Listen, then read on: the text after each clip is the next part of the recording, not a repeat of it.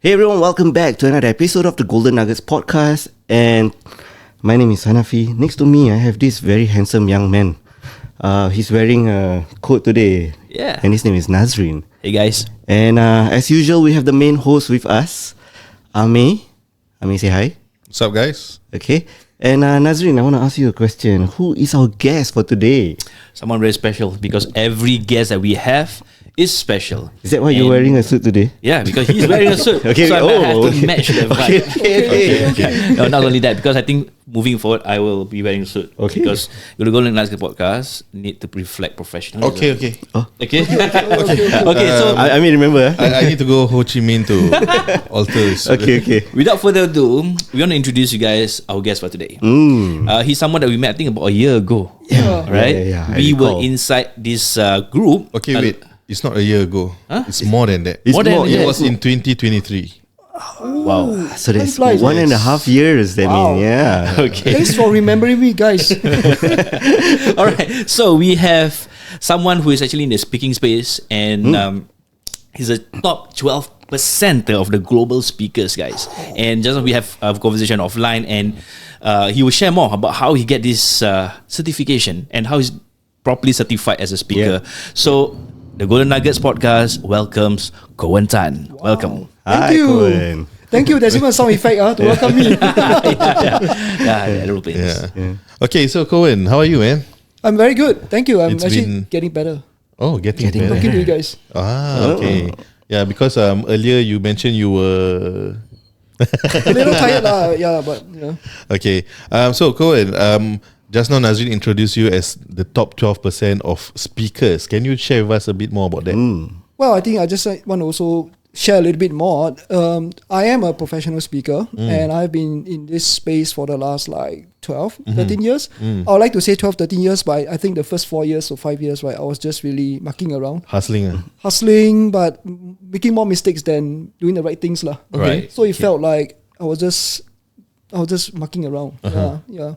So, but I started getting more serious when I realized one day that, my bank account had no money. Okay. And I think that was the biggest slap in the face. Right? I remembered very clearly, very vividly. I was at Katong Shopping Center. That's where I usually go printing for my training materials. Okay. So I went there to collect my training materials for my training the next day. So after paying for my training materials, I realized my wallet has no money left. So I went to the ATM to draw money. And it says insufficient funds. Ooh. Wow. And then I needed to place the call I wish nobody have to place. Imagine me, I was 32 years old at that time. Okay. Single. Calling my mom and say, "Mommy, can you transfer me $50 so I can buy chicken rice?" Oh, That was- chicken rice expensive, $50. No lah, but I mean transfer Spare- money. yeah, is spare- like- still need because some you draw extra money, draw access. $50 minimum, right? Oh, yes. So yeah. Correct. So I needed to do that lah. So that was like a wake up call for me. So I've always been part of the Professional Speakers Association in Singapore called APSS. Shout out to APSS.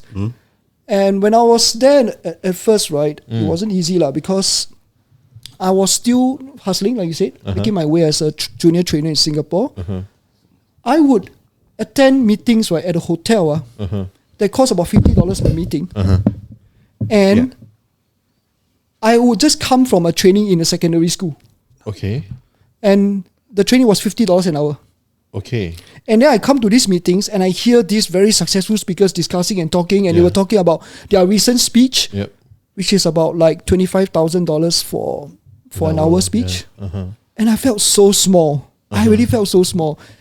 And in those moments, I just wished that the ground opened up and swallowed me. And there were times where I just felt like quitting. I was like, this place is not for me. I felt so small. I'm not used to feeling so small. I want to feel, nobody wants to feel small. Everyone wants to feel good about themselves, right? Yeah, but that moment when I realized I have no money left, I needed to get serious. I needed to get serious. This was about 10 years ago. 12 years ago. 12 years ago. And I started becoming serious and I started seeking out mentors. Okay. Instead of looking at these people, comparing myself to these people, I think to myself, if they can do it, why can't I? Yeah. Why don't I walk in their footsteps? Right. Success leave clues. Yes. So what I did was I humble myself. I approach a few of them that I can relate with. I feel like, they're also people I can relate with. They may be like 2 steps ahead of me. Yeah. And I say, can you be my mentor or not? because I desperately want to succeed in this business. Wow. And thankfully, they took me in. Did he charge you? No. Yeah. For free? No. Yeah, because Wow. in a professional speakers association, we are very abundant. We all want to help other people as well, because we believe that if we help each other grow, the rising tide raises all the ships. That's true. And in the speaking business, right, even if your clients super duper love you, they are not going to keep booking you the same time. Even if you love to eat ayam penyet, you wouldn't eat it every meal, right? Yes. That's true. Yeah. Yeah, so they always change dish. So they always believe in also like paying it forward. And so now as a CSP, I'm also paying it forward by mentoring other speakers. So that's how I actually grow my business from there, learning the ropes from them. Because many people see professional speakers as, wow, so glamorous, fly around the world, stay in nice hotels, give speech, impacting thousands of people, getting paid a good paycheck. Yeah. The speaking part is the fun part. Although it's damn stressful for most people, but it's the business of getting the speaking opportunity is where the business is. Yes. Right. That's why we call it the professional speaking business. It's still a business. It's not just speaking. Yes. So a lot of people, they think, I'm a good speaker, I have a fantastic story to tell, so I will be a great speaker. But you need to have a relevant story. You need to have a great topic that people will book you for. Yeah. And you need to also have good connections. Wow. I think that perfectly, although this is just the beginning, you kind of summarize who you are as a professional. Yeah, definitely. I totally agree. Let's backtrack a bit. Okay, we try to uncover a bit about your background. How were you like back then when you were younger? What did you study, and what eventually led you to the speaking profession? Oh, wow. Were you a naughty boy? No, really. I was a good boy. Okay. I was a good boy. And that makes it hard also to be a professional speaker, right? Yeah, To start your own business. Because usually good boys are much more introverted, right? I'm introvert. Okay. Yeah, so definitely that's a challenge itself. It is. Yeah. It is. A bit of background. Growing up, I'm a hypersensitive child. Okay. Okay. For short, HSP, highly sensitive person. So I was very sensitive to all the emotions of people around me.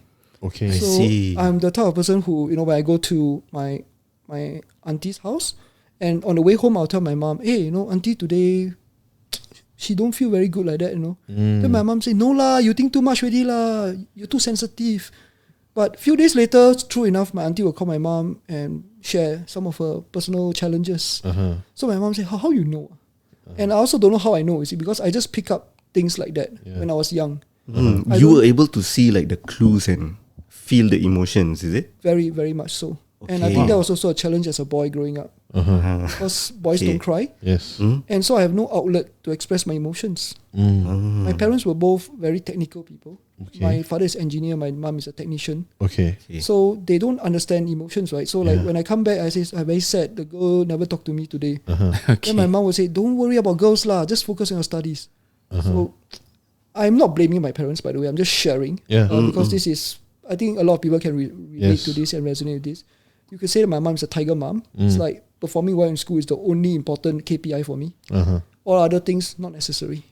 So I felt a bit, how do I say, my emotions were not Hurt. validated. Validated, Hurt. Validated. Okay. Yeah, heard. Yeah, I wasn't heard. And so I didn't know what to do with all this. Like you said, right, I pick up all these emotions, I pick up all this data, but I don't know what to do with them. Yeah. So I just keep to myself lah. Okay. So I have a lot of emotional outbursts, and that caused me to get bullied in school. Yeah, so you feel like overwhelmed like half the time from all the emotions, is it? I love your words, Hanafi. The word is overwhelmed. You're right. You're spot on. Okay. Wow. I felt hurt by you. Yes. No, So I just was imagine the emotion just bottle up. Yeah. Yes. And then Yeah, it's just in due time. Then need to Right. burst. so And you really burst. You really burst. I was Really? bullied a lot in school as well. So one day I burst. Burst in school. Yes. Okay. I was being ridiculed for being overweight because I was an overweight person. Yeah, Okay. Very, very overweight. I was 99 kilograms at Sec 3. Oh. okay. So I was ridiculed a lot. And one day I just I got angry. I burst. I took a chair and I flung the chair across the class. Oosh. I know. Okay, that is, to me, that is a good outlet. Because How's that good? no, because Not in class. No, because as a guy, you need to also show that you are actually how do I put this? Some authority. Yes, is it? correct. Okay. Yeah. if he were to at primary 3, like a big size guy at primary 3 suddenly stand up and cry loudly, I think that would be even worse to me. Right? Okay, I hear you. Yeah. I cry a lot also lah. I mean, I cry a lot. That's why I cannot pick on. You see, cannot bully because bullies like a reaction from you. You see, Yeah, because yeah, like if I bully you a bit, but you cry, you angry, whatever, they love shock. it. Yeah. Love it. Right? They Yeah. feed on that. Yeah. So, but when I did that, right, I remember I was pinned down and I was held and dragged to the sick bay Okay. and cold turkey for a couple of hours. And then the teacher, the discipline mistress came in, called my parents.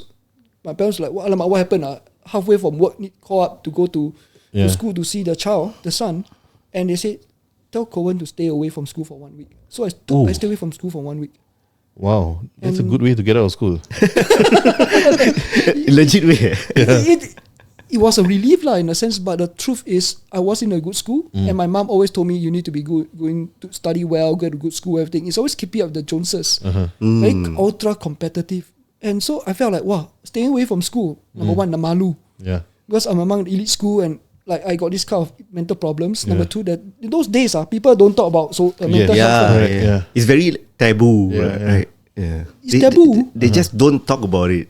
They don't talk about it, and maybe they don't have language to talk about Yes, it. correct. Is that even a thing, right? Yeah. So it was very taboo. I felt very malu. Number two, I felt like, alamak, I stay away from school. I cannot keep up after that. Yeah. So it was a very stressful time. But that was a cry for help lah. In the sense that was the first time in my life people actually offered help. I was referred to counselor.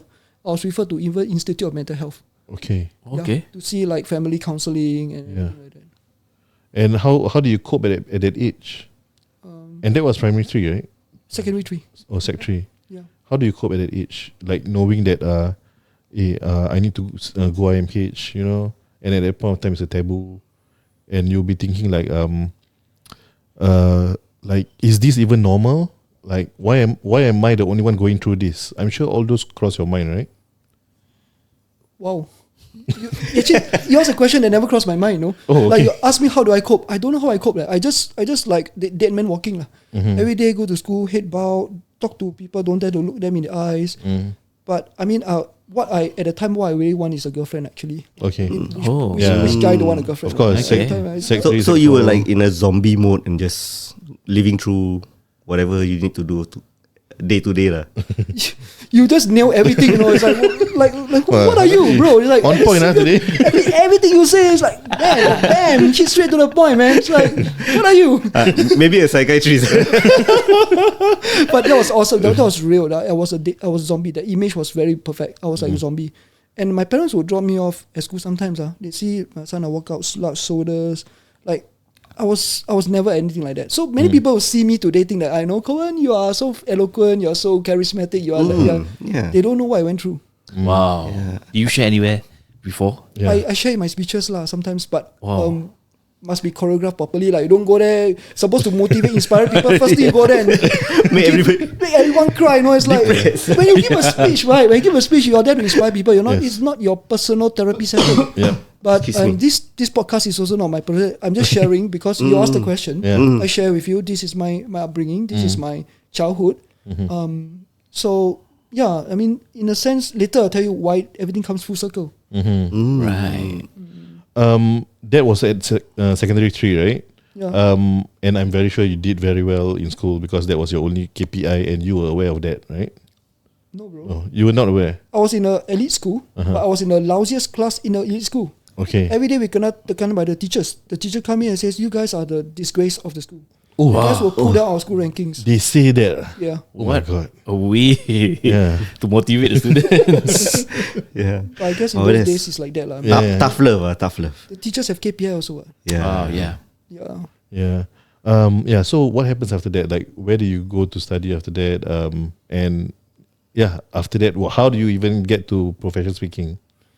Wow. Maybe I'll spare you all the details, but I think when I went to junior college, that was the time I decided I was going to change my life. Okay. So one thing was that I also moved house at the time, so I moved to a new place. I started with a fresh lease of life. In the first 3 months of junior college, I didn't go to JC. Okay. And I decided to eat healthy and I go exercise. And I go exercise. I started walking first because I was overweight, right? I cannot run. Yeah. So I started exercising. By the time I entered JC 3 months later, right, I lost 12 kg in those 3 months. And people look at me like, who are you? Right? And the people who used to look down on me, right? I even went to a top JC as well. And the people looked down on me and said, why are you doing here? And I felt like, why can't I be here? Yeah. Like, I deserve to be here. Yeah. I earned my space to be here. Yep. So that was the first time in my life I decided that I was going to really show who am I lah. Yeah, because there's this determination. I think sometimes people, right, they need to reach a moment in time when you're rock bottom. Yeah. Like moment I was slapped in the face by the fact that I need to borrow money for my mom. And it's the same thing also when, the moment when I decided I'm sick and tired of being sick and tired. I almost swear, but I'm bloody sick of being that state. I wanted to be my own champion. I want to champion a better version of myself. Right. Okay. So I hear that those are like the person that you want to be. Was there a single pivotal point, like something happened that make you want to change and go through all this and start exercising, eating healthy? What was that turning point? Actually, I love it. There was one day, right? When I was young, one thing about me is I'm a geek, right? So I'm very socially awkward. But one of the things I love the most, right, is aeroplanes. Okay. When I was young, I wanted to be a pilot. All right. But in primary 3, I was diagnosed with colour blindness. Oh. So I was actually given a MOH letter to certify I am certified colourblind. Okay. So during chemistry exam, I got invigilator sit next to me. I'm the only one with this special treatment. I know today you all give me special treatment with this new podcast setting, but that day I got special treatment also because I'm the only one. Also weird, right? Because why I do the experiment according to the instruction, then I see the color, I see the same. So I need to ask, what color is the chemical? What color is the thing? And the person will tell me the color as they see it is lah. So if I do the chemistry experiment wrongly, then the color come out wrongly, but I'll give a wrong answer lah. But I need the answer to translate what I see to what I write. You see.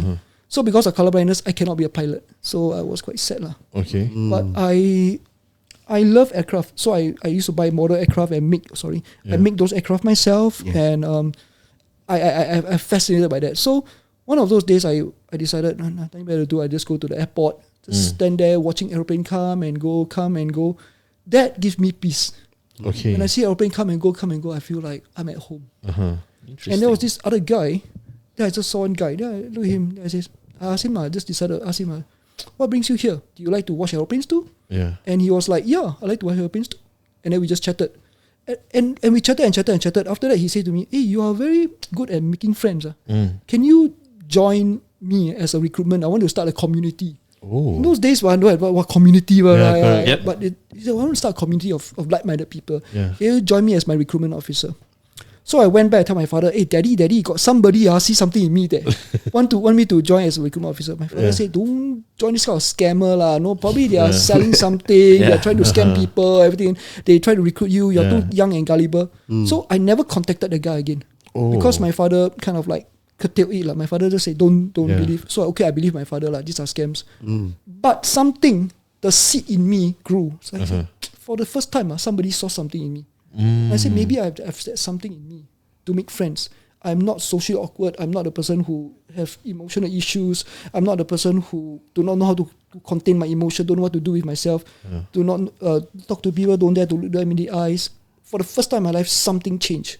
So that was a moment in time. I don't know if that guy even still remembers this moment. If you're watching this podcast and you still remember, hey, that day, that guy at the airport, right? It's me. You did a fantastic thing, bro. I just want to say thank you so much. I mean, for everything you've done for me, even though you may not know it. So, yeah. Okay, and that was the point of time before JC where you decide to change your life? Yes. I decided to come back new. So in junior college, right, I started becoming more open and started to approach people, to talk to people and everything lah. Yeah. So that my life changed around. Okay. And yeah, back to the question. How did JC eventually led to you to professional speaking? Okay, JC is just the start, but it was just the moment in time where things changed around. But when I went to university, I found my girlfriend. Yes. Congratulations. The one that you're looking for. But I was insecure still because I haven't really healed. So we broke up, so I was quite sad. And long story short, I just spelled it out. I was so sad that I was suicidal. Okay. Oh, Yeah, so I actually attempted suicide but failed. what do you do if you don't mind sharing? I went to a 25-story block and was Considering, yeah. And as I was about to jump, I started to see the cars, like little cars, toy cars, and people like ants. And I was like, I worked so hard, right? I told you I was vain off air, right, just now. Yeah. One of the things in army is my one army friend told me, he said, you look so chui, right? You never have a girlfriend. So he brought me go shopping, he teach me how to dress up, everything like that. And then once I learned how to dress up and look better, I finally get more attention and I found a girlfriend, right? So I think I'm also quite vain. So even if I die also, I don't want to die jumping like that. Because image I see is, sorry guys, I mean, you need to have a trigger warning for this. Okay. Right? This one contains image, okay? Yeah. But the image of a bottle of chili sauce dropping from this height to the floor and the outcome flashed through my mind. Okay. And I was like, damn, I don't want to die like that. Yeah, so I didn't. But maybe, a lot of times people say, I want to die. Actually, the truth is they are crying for attention. So I call my ex on the phone and miraculously she picked up. She avoiding me for many, many weeks, Okay. But she miraculously pick up and I tell her, where am I? Then she says, don't do anything stupid. I coming to see you. Ooh. So Okay. she came apparently, but she came behind. She actually activated a few of my guy friends to come first. And they grabbed me, they dragged me to IMH. Okay. And that night I was warded in IMH. And I realized that there was no such thing as a single ward in IMH. Yeah. No such thing. So you share the room with other people. Yes. People 20 over people. 20 over people. 20 over people talking to themselves and everything like that. And I was like, oh my God, like I feel like no disrespect them. I felt like I'm the most normal person in the room that time. Right. And how did I end up here? And then I walk around, I see all their name, there's a name there, and then there's the diagnosis there. Yes. Schizophrenia, I'm like, what are these words, man? So I asked the nurse, like, what are these people? Like, what are these? Then they explain a bit to me. Then I'm like, damn, it's like, these people, right, I don't think they're born like that. Yes. Yeah. Something must have happened, right? Maybe they were not seen, they were not heard, they were not given a chance to express themselves. If only they have a chance to tell their story, they have a chance to be seen and heard. So something in me just felt an overwhelming sense of empathy. Like, I want to help these people get their voices heard. Yeah. So that was another seed. So it's a little bit of seed. Sorry, my story very long, but No, it's a okay. little bit of seed. Then one day I came out. A friend of mine who I respect a lot, he is university student, just like me, but he started a business. So he said, hey bro, can you help me to move office now?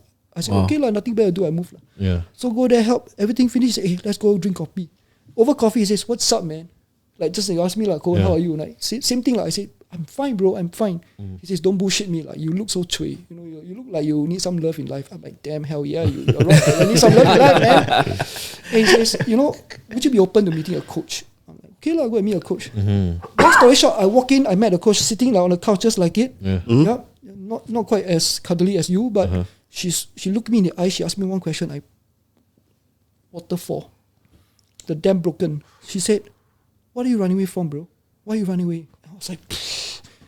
And okay, long story short, the coaching session was part of a preview it's like kind of a sign up for a program, weekend 3-day program. Like trial like that. Yeah. She says 4,008. Yeah. You have no money, you're a student, borrow money from mother. I go back and tell my mother, hey mommy, I want to attend this course. Scam. My mother at that time different already. Oh, is it? Okay. She's like, oh, take son. Wow. Because my parents know I was suicidal, IMH and all these things, right? Okay. They're like, whatever I can find back my son, whatever I can save my son, go take To help you, then they just willing to give you. 4,000, whatever can save my son. Okay. Long story short, I went for this 3-day program. I know it sounds very cliche, right? But I was super duper transformed by that program. But more importantly, I saw the speaker. I was super inspired by the speaker, and I told myself I wanted to do that. So half a year later, I graduated from university. I knew I wanted to be a speaker straight away. Wow. So that program like gave you clarity. Yes. But I'm curious, when she was asking you what are you running away from, how did you answer aside from breaking down? You're trying to dig out the past, is it? Man, you're gonna re-traumatize me, man. No lah. But jokes aside, I was running away from a lot of things. I feel that I I'm a bleeped up person, man. I feel I'm so bleeped up, man. And I have so much shame. I say I let my parents down. My mom always have high hopes for me. I'm the elder son. I need to be a role model for my brother. I need to study hard. I need to get good grades. I need to make her proud. Everything I do, I want to make her proud, see. But I felt like I'm such a failure. Even though I make it to the final year of university, about to graduate, like you could say that, like bro, like you went to good schools, you went to university and everything like that. But I felt like such a blipping failure. Do you think that is the right way to parent? But that's the question that's leading, man. Like, because of that pressure, you are where you are now. Yeah. And nowadays people keep saying that the younger generation are the strawberry generation and all, right? So do you think that is the right way to parent? I don't mean to skip your answer, your question. I think the right way or wrong way is a bit leading, a bit judgmental. I think our parents do the best they can with what they have. Yeah, agree. They at that generation, they never grew up reading Daniel Goleman's Emotional Intelligence. They never grew up learning about all this personality testing to know people. So they don't only know this thing. They only know how to work hard, make a living, and raise their children. So my parents raised me the best they can. They gave me an education. They gave me a lot. And my mom put me a lot of pressure to study hard. So he also gave me that genes, right? Or rather the drive for excellence. In a sense, I'm still a perfectionist sometimes, which is not a good combi as an entrepreneur. Right? But it makes me also want to do everything to the best. So every time before a speech, I will rehearse, agonize, rewrite my slides, redo my slides until the very last moment before I go on stage. Because I want to do the best I can. So I think my parents give me the best they can, but there are some downsides to it. There's no perfect parenting. I think parents are still learning themselves. Agree. Yeah. Recently, one of my therapists asked me this question. Do you think your parents enjoyed having you? Wow. How do I even answer it myself? What do you answer? I was like a wolf, like exactly the same reaction. It's almost like a Amir-like question, right? And it's like, damn, it's like, you mean parents can enjoy having their kids? But it's true, right? I mean, if you're a parent yourself, there are moments you feel like beating them, right? Because they're so naughty. But there are times you just love them, right? You love them so much. It's like you just can't imagine not having them, right? But I always grew up feeling like I'm a burden to my parents. So I never even thought like my parents enjoy having me. Right? My mom always tell me, you know what I do for you, all the things I do for you, I love you. And I felt this burden. I never felt like, I bring joy to your life. Because I'm always I'm an emotional one. My parents are both very logical. So they don't understand me, you see. I'm not a naughty boy. I'm not a recalcitrant rebel or whatever. But I just felt like we are talking different language, different frequency. Yeah. And so I never felt like they think that I'm a good boy. I think my mom loved me a lot. My father loved me a lot. They both loved me a lot. It's just that they are the parents who do not know how to express I love you, right? Most of us Asian parents don't say I love you, Yeah. So You mentioned you have siblings. yeah, younger brother. Like have you or perhaps the question is at that point of time, didn't you ever have your younger brother as an outlet? Or you also didn't want to burden him? He's a very different person. I have a lot of emotions. I take it all. I'm very sensitive. I don't know how to express. He is super cool. I have got no chill. He got a lot of chill. Okay. So whatever happens, he's like, okay, lor. Then he's like, he's very stoic, stoicism. He's kind of like, can you do anything about it? If you cannot do anything about it, then why worry? Just let it go about doing your own thing. So he's like that. I kind of look at him as so totally different from me. That even if I tell him also, he don't understand. And he seems to be just handling everything like the water rolling off the duck's back. Meanwhile, I am down there overwhelmed, right? So I guess there's no right and wrong, bro. To answer your question, there's no right and wrong. Maybe it's just what's most optimum to answer your question, right? Sometimes maybe my parents' parenting style made me be a high achiever that I am, but but it didn't meet my emotional needs. We previously had a guest who also do professional speaking, but of course not at your level. top No, 12%. no. There's no comparison with it. But he mentioned this. There was one time that he actually went for I think he spoke to a secondary school or something like that, and then he was also going through some mental trauma, and at the end of it, he said that at the end of the day, whatever I share with you, I am still working on myself. Have you ever felt that way whenever you deliver your speeches or your trainings? Exactly. I never think of myself as a guru. You want to hear stories of another moment? 2010, one of those days when I was just starting out, I was doing training in Henderson Secondary School. It was a leadership program. Okay, 2 days before that, just broke up again. So a lot of my problems goes lah. I got BGR problems, and I just broke up, and then I was like very depressed, like sad lah. So I was drinking. I show up for the training like damn chui, you know. It's like hungover, like I was going through the motion. Because the public speaking training, I done many times before already. So I was there. I was anything but professional. I was just going through, but I was doing well. So well.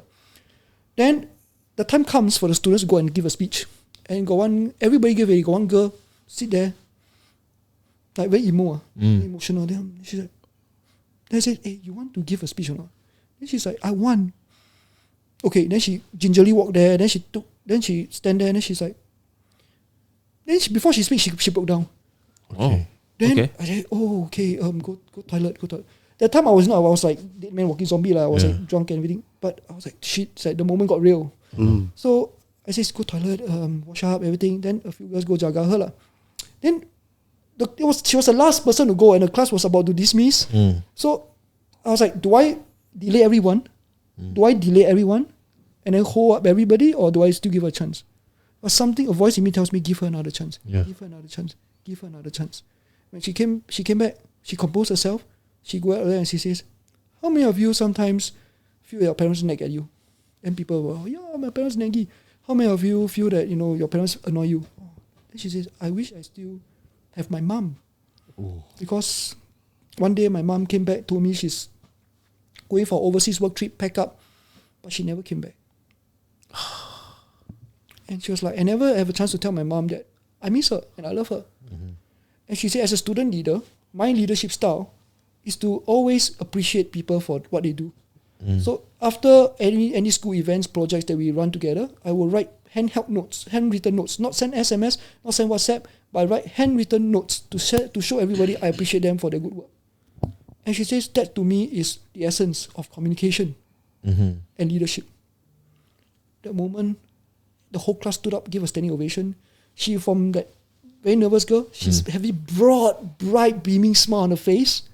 And that moment, I was schooled, bro. I was taken to school, man. I thought I was there to teach lessons, but I was taken to school. Wow. She taught me the essence of communication. Is to communicate, connection and love. It's not to give a good speech and impress people. It's not about you. And I was so touched, man. And after that, she gave me a chocolate bar some more, and she says, thank you for being such a great trainer. And I says, no, you taught me a lesson. So I'm still a work in progress. We all are. Yeah. So that was another touching moment for me. Wow, what an impact. What an impact. Wow. Gosh. I may cry already. It's a very emotional. Yeah, I may cry already, bro. Yeah. Later. I think we need to take a break. Okay. Yeah, later we take the tissue. I think this is nice segue also. Yeah. Yep. Right. There's plenty of lessons here. Nuggets. Yeah. Really. So we started off really high with you sharing where he's at with being certified, and then he shared all his stories. Yes. So that's the key point. The stories. Yeah, the stories. That Coen shares, I think, sit deep with our listeners, I'm sure. Yeah. So I think it's good for us to take a break. I think I may need to calm down. And let's jump into the next one, the next part. And thank you again for tuning in podcast. See you. Bye-bye.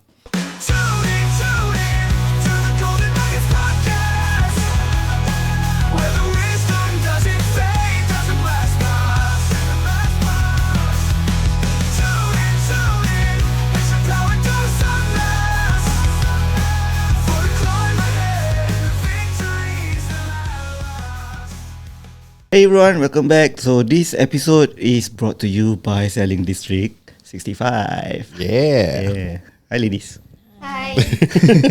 Ami, take it away, me. All right, guys. So how are you? It's been a few weeks since we last met. Yes. How are things for you guys? Bro, you must direct to one of them lah. Satu orang. Exhausting because we just set up our cat grooming and cat interaction space in 5 Juchat Place called Aisara Pet Manor. Okay. Yeah, named after our late sister-in-law. I see. Does rescues of animals and all that. So this is a grooming studio for you to pamper your cats. Okay. If you do not have cats, or even if you have cats, you want to learn more about cats, you want to know how to handle them, you can come to our cat interaction space. Okay. So basically you have a lot of cats for people to understand the different type of cats also lah. We're not actually really about breed, but there are different kind of cats in there. Yeah. Of course, not wild cats, like illegal, right? Yeah. But we have different kind of domesticated cats there. But if you are interested in learning how to care for your first pet, or intending like, should I adopt a pet? You can come over. One of our very friendly colleagues over there will teach you on what to do, what you should be getting. So it's meant for especially for kids or families who want to start adopting a first time pet lah. It is a good place to start, I feel. Yeah, it's a good place to start. Yeah, and even if you don't want cats, or your parents don't allow cats, or you personally don't want that extra responsibility, you can always come by on a date, on a family outing, and then hang out with the cats, you can play with them, feed them treats. Okay. How do you guys come up with this idea? I think it was something that our late sister-in-law really wanted. Oh, it was okay. already in the pipeline when she was still around.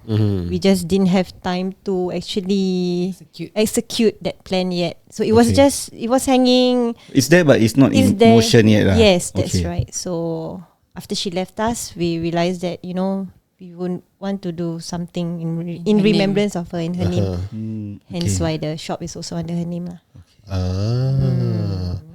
But it's an interesting concept like it's interactive, and at the same time do you guys have like the what do you call it, the hotel portion? Because like sometimes some people go for holidays and then they want to leave their no, we don't have what do you call Not yet. Not Pet yet. boarding. Pet boarding. Pet hotel. pet boarding. Okay, that's the pet term. taxi. Okay. Sell accessories, custom accessories, be it for your pets or for yourself. We sell products as well. Food, treats, shampoos, conditioners, anything you can think of. We do grooming like a spa. grooming. You can also pay by per hourly to hang out with them. Oh, okay. I mean, you got no cats, right, me? Yeah, I don't have cats. So I think you should ask them more questions because you have 2 cats. I got 2 cats already. Then they don't do pet boarding? Not yet. Not yet. Yeah, but if you are interested, we currently, what are the breeds that we have now? The Maine Coon, Yeah, we have Maine Coons. Okay. They are all kittens. Ragdolls, kittens are still. Ragdolls. We have 2 domestic long hair. We have a munchkin, a baby munchkin. Yeah, And then we have one more coming in. That one is a rescue. We rescued that from a drain. Yeah. Very unique looking actually. very unique. Looks a bit like a werewolf. Yeah, looks like Her a name is werewolf. Boo. Yeah, Yeah. like But because approach she her looks with like caution. Okay. Okay. Okay. From my understanding, because I'm someone who don't have a pet, I have family members who have cats, right? My understanding is the cats need to go for vaccination and everything, right? Correct. And this is also my observation. Like before you put a cat with another group of cat, or what they call it, I forgot what's the term. Yep. You need to somehow Isolate them. Right. and then make sure that they are acclimatized with the area first before you put them in the rest, right? Correct. So for you guys, first of all, if let's say you guys start the pet boarding thing, right? How do you guys make sure that happens while because like for example, Hanafi want to go holiday and then he want to leave his cat with you guys. I don't know, but do you guys need to like vaccinate his cat or something like that? He has to provide medical records of his cat, because at the same time, because we are doing pet interaction, we also have to be very wary for our cats in store. At the same time, our clients. Okay. Pets. So of course we need medical records. In the case that your cats come in with an illness that is contagious, wow, that is going to be really bad. So for example, that's why. if Hanafi sends in his cat who has ringworms, and then he doesn't know that they have ringworms, a lot of pet owners don't know how to check for ringworms. So usually the groomers in store, they will know how to check. Okay. Fleas, mites, ticks and all that, right? So when they check and then they realize they have it, these are, well, contagious. You know, there is a certain routine of disinfection and fogging that we have to do. Oh. And it takes very long. So you several fog that hours. cat?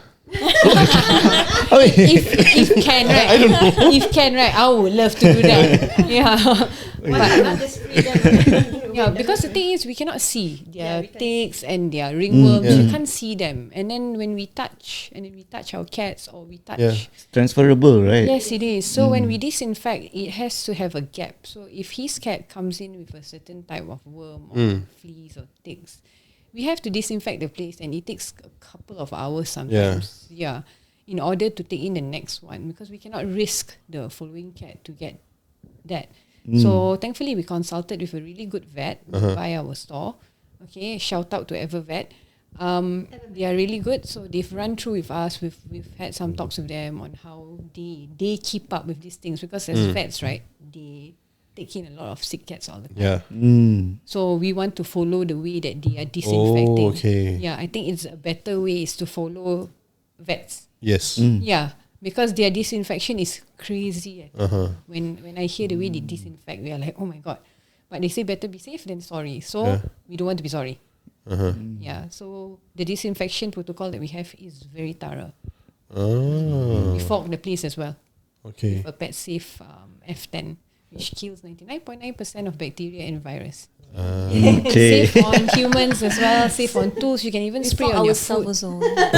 Oh, it's safe, Super safe the Yeah, store. we safe fog on our- food also. Yeah, we fog ourselves also. Okay. So use a mask. So fog technically ourselves. you can lah, just fog the cat. I rather not directly. Yeah, I More rather to their not. spaces lah. Okay, Yeah. okay.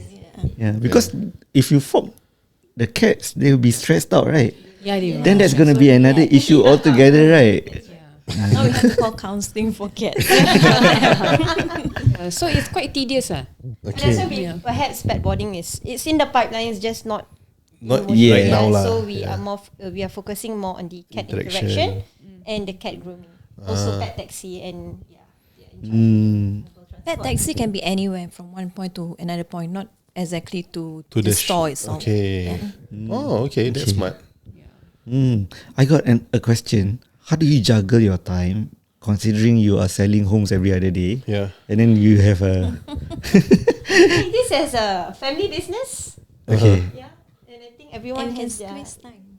Yeah, inshallah lah, we will do our best to squeeze time lah. One for our late sister-in-law and for the animals and one for ourselves. Our clients also can come in store to have a consult with the cat. Say, why That's not? true, huh? Yeah. Why not? Okay. Yeah. That's the part you want the client to be distracted. Yeah. Yeah. Client distracted, then can. Problem is this person spoils the cat. Okay. She's a screen time mummy. So now the cats, when they see a screen, if you want to do your consult, Oh, serious? Yes, I am an iPad mom. so the cats are like, trying to go on the tablet. Oh, you play that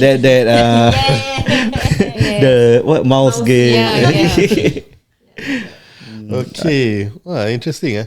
Berapa minit ni? 9. Then we can ask one more question. No. I think we can take a break. Okay, Later, okay. I want to ask something related to real estate also with regards to your ni lah. Oh, okay. Oh, was I too fast just now? No. With the real estate timing? No, okay. It's okay. Okay. The number. 8761. Okay. 8761 6867. See you guys in part 2. Yes.